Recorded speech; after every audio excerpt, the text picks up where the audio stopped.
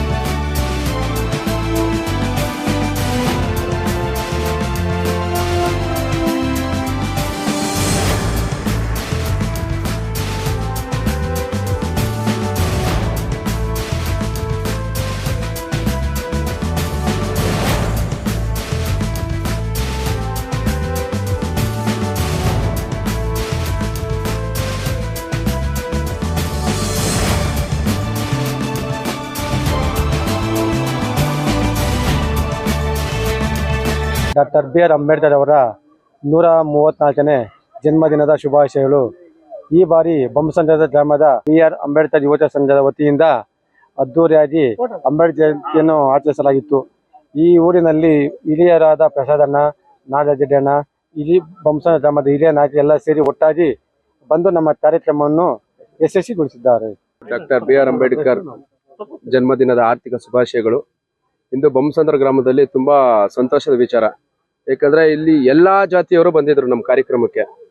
ಎಲ್ಲಾ ಜಾತಿಯವರು ಸೇರಿ ಎಲ್ಲ ಮಾಡಿದಿರಿ. ಬುಕ್ಸ್ ವಿತರಣೆ ಆಯ್ತು, ಅನ್ನದಾನ ಮಾಡಿದ್ರಿ. ಈಗ ಆಟೋ ಸ್ಟ್ಯಾಂಡ್ ಇಂದ ನೀರ್ಮಜ್ಜಿಗೆ ಪಾನಕ ವಿತರಣೆ ಮಾಡ್ತಾರೆ.